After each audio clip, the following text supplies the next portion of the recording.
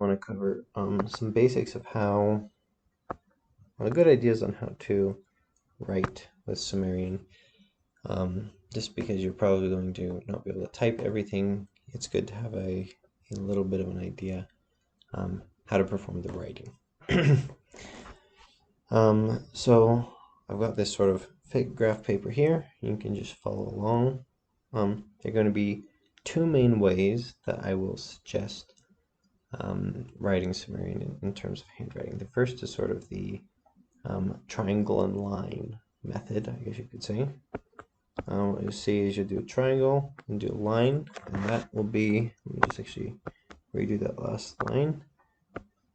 That will be the main method for adding things, or for drawing wedges. So a couple of things about this. Generally, you're going to fill in the triangles if you want to do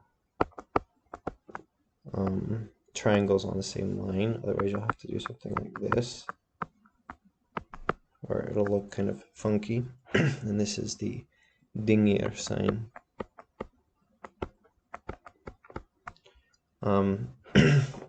So that's one method, and this works really well for the Neo-Assyrian sort of script, and because the triangles are really quite pronounced, especially in sort of the computer resources you'll be watching.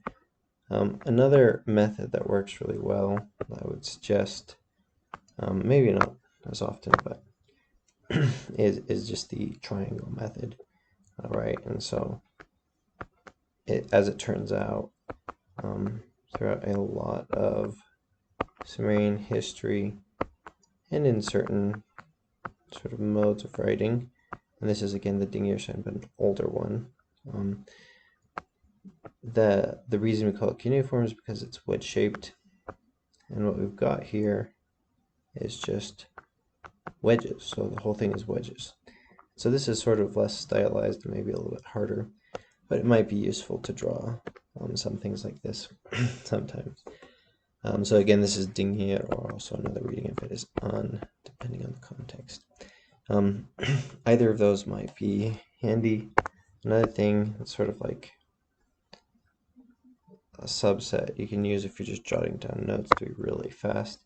So I just sometimes do it like this, right? So we would do the first dingir sign like that. And so, yeah, if you're just trying to be fast, then you're just leaving off that one stroke there, but it's actually quite a bit faster to write things that way, I find. And for signs that aren't too complex, it's not too bad.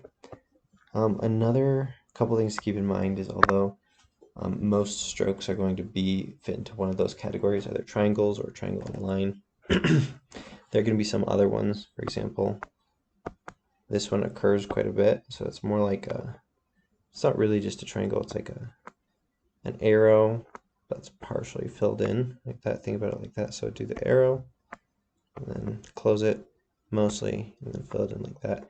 So a couple of smaller strokes that work like that, and most of the time you're going to be those won't necessarily be all that hard.